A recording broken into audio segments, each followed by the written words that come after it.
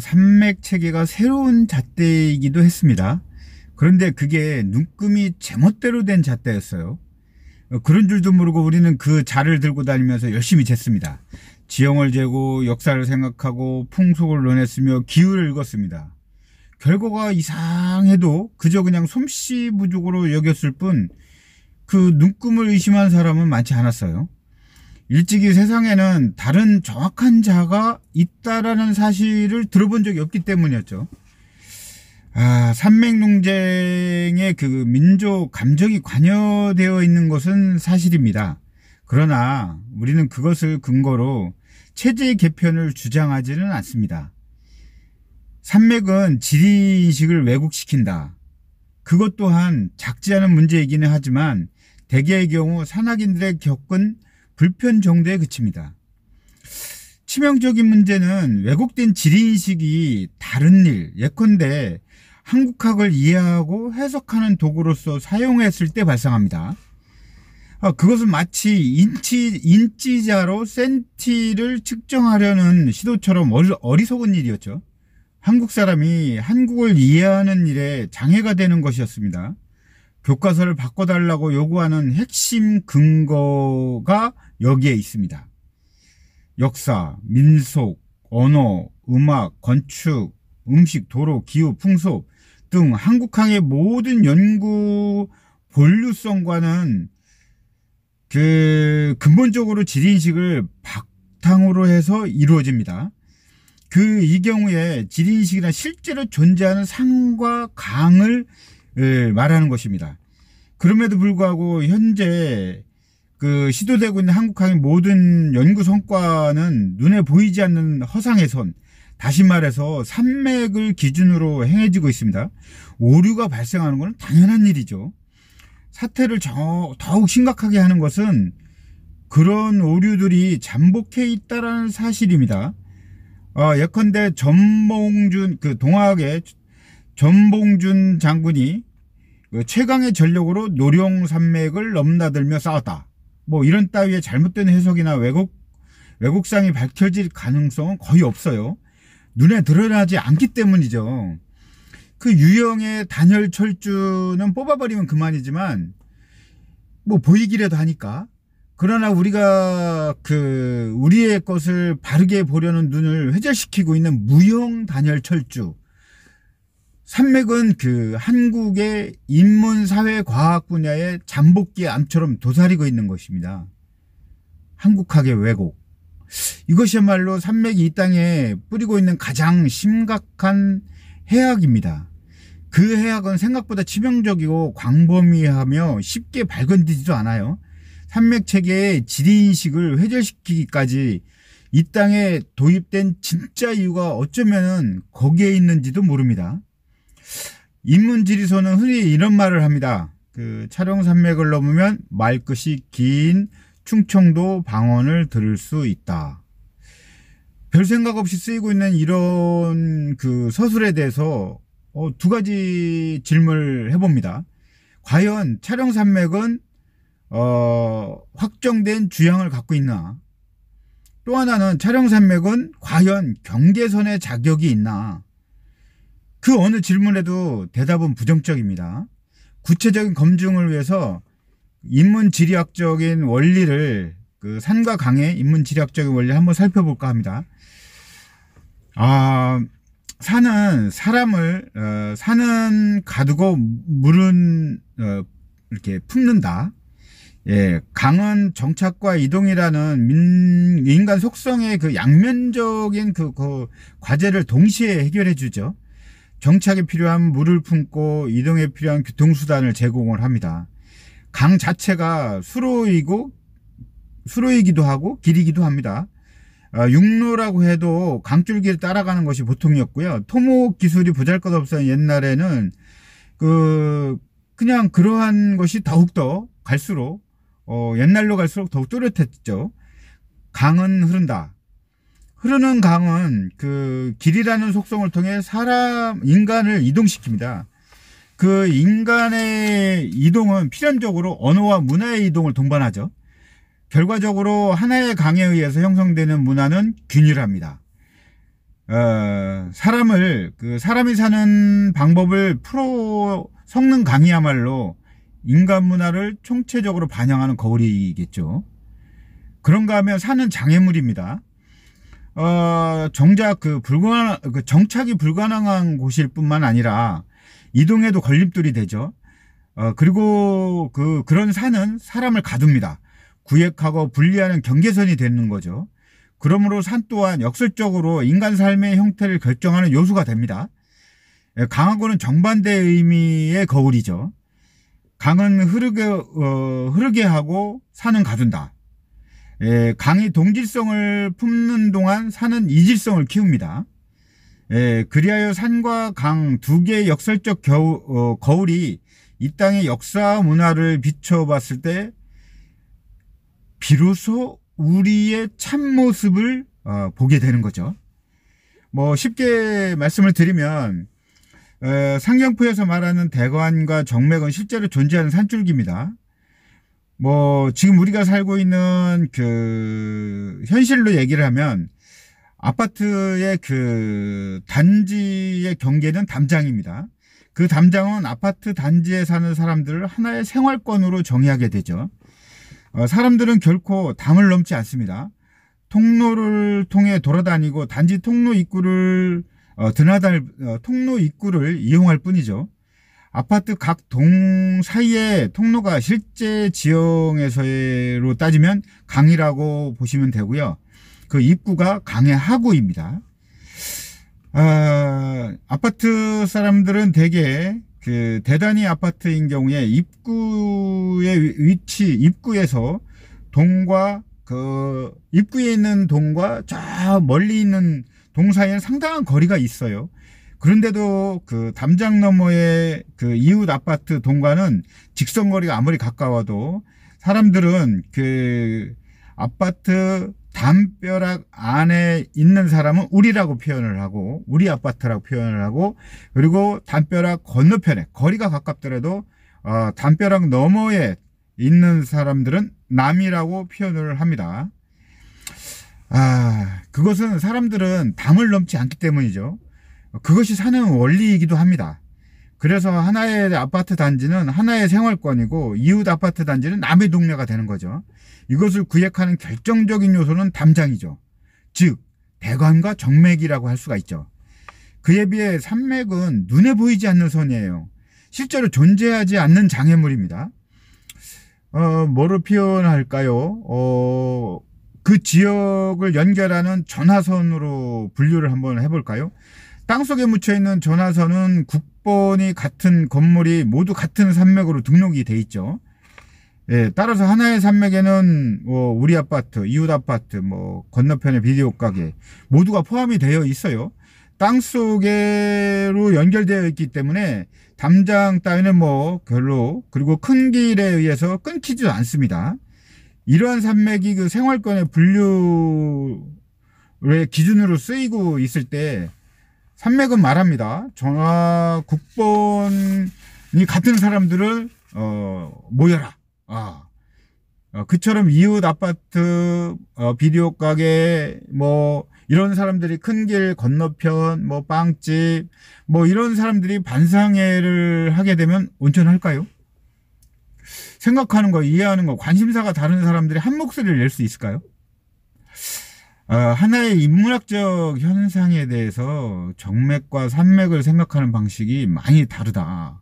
예를 들면 아파트 단지 사람들이 슈퍼마켓을 이용하는 경향에 대해서 물어보면은요, 상경표는 아파트 단지 입구에 슈퍼마켓을 주로 이용할 것이고, 이유는 거리가 가깝기 때문이죠. 그 가깝다는 것이 직선거리를 말하는 게 아니고요, 담장을 넘지 않고 도로를 따라 움직였을 때 가장 가까운 곳에 있는 입구, 그 입구에 있는 슈퍼마켓이라는 거죠.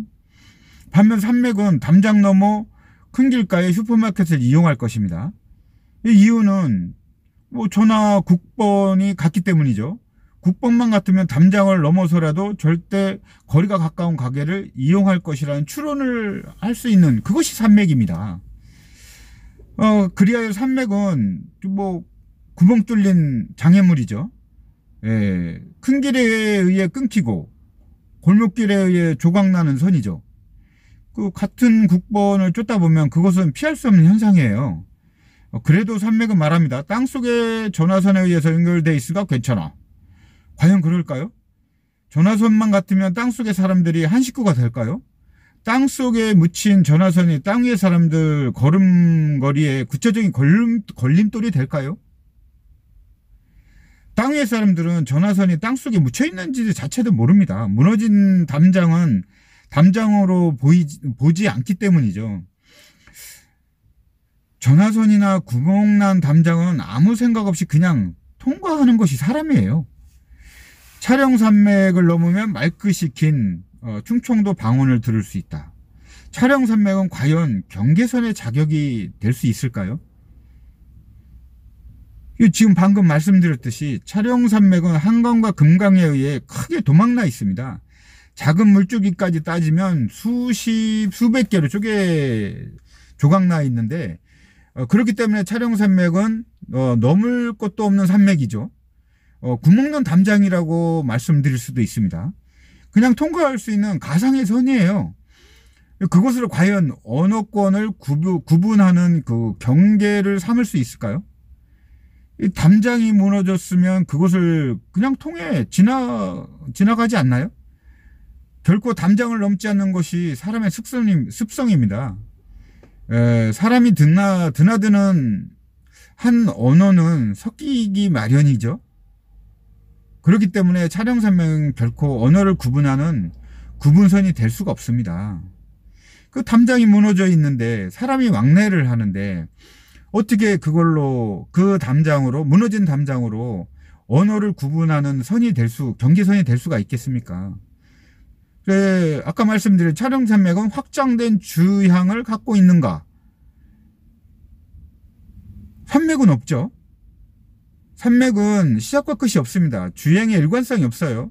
소속하는 산을 구별할 수도 없습니다. 보이지 않고 잡히지도 않기 때문이죠. 그리하여 내리는 결론, 산맥은 없다. 한국 지지의 촬영산맥은 이렇게 말합니다. 태백산맥의 오대산 부근에서 분기되어 충청북도 태안반도에 이르는 충청도 태안반도에 이르는 잔구성 산맥이다. 그처럼 그 막연한 설명에 의거해 그어진 그 산맥선이 몇 개일까요?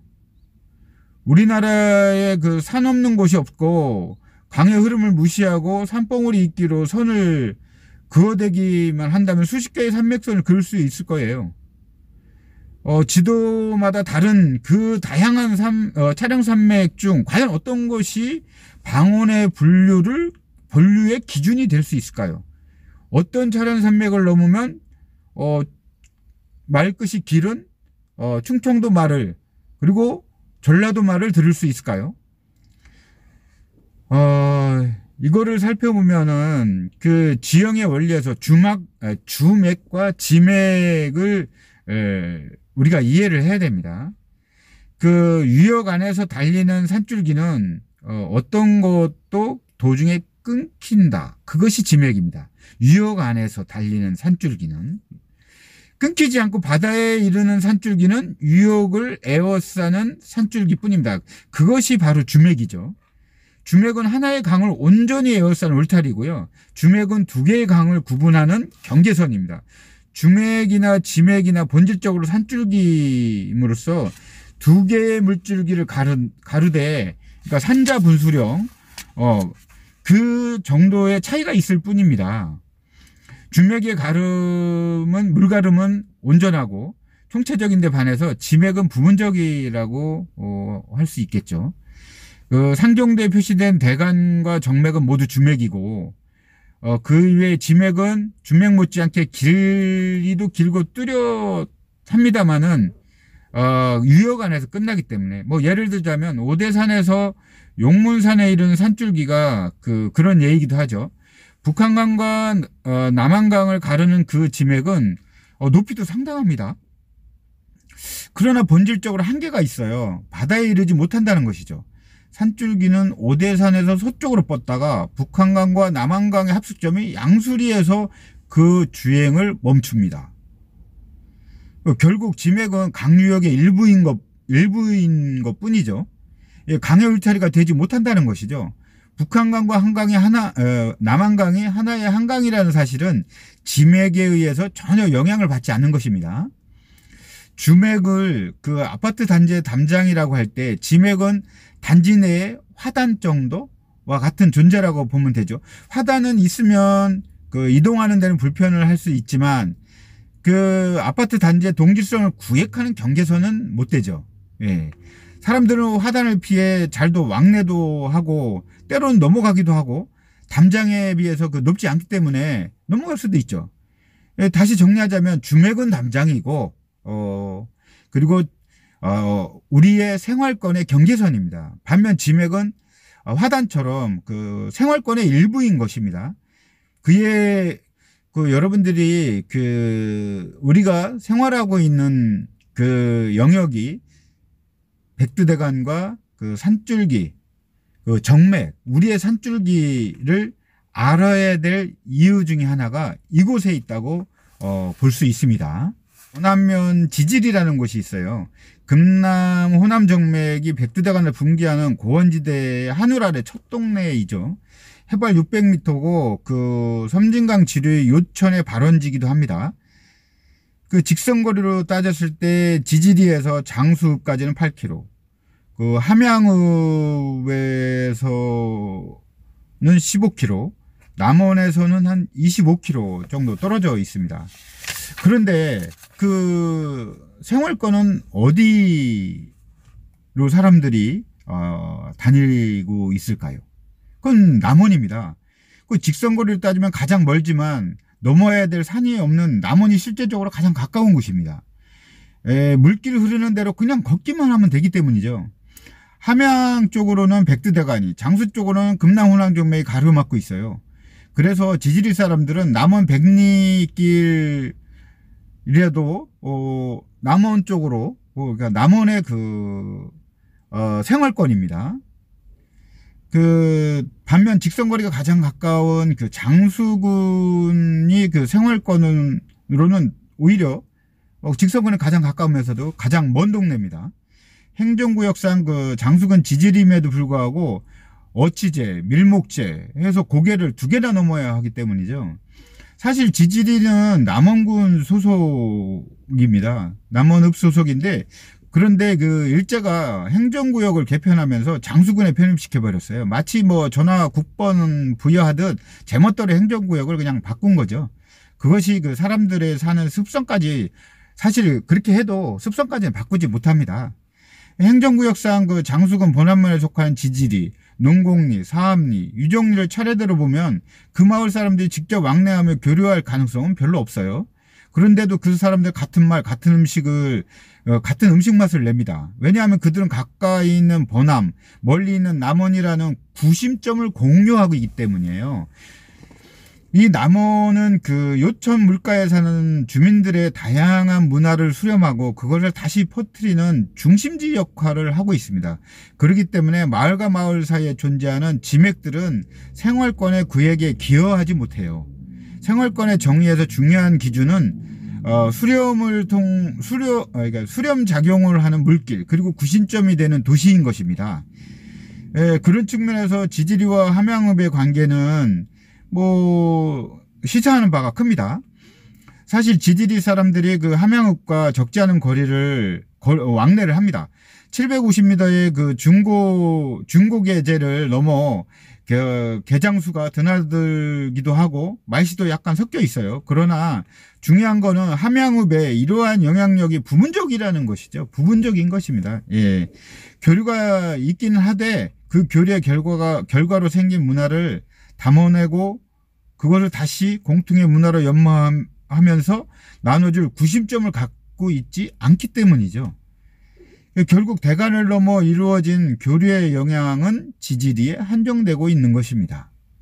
예. 그렇기 때문에 지지리 사람들이 아는 이치, 문화, 언어, 풍습을 이해하려면 그들의 생활권을 구획한 실제적인 선인 산줄기를 보아야 합니다. 예. 장수군 지지리가 아니라 남원시 지지리로 이해를 하는 것이 맞을 거라고 봅니다.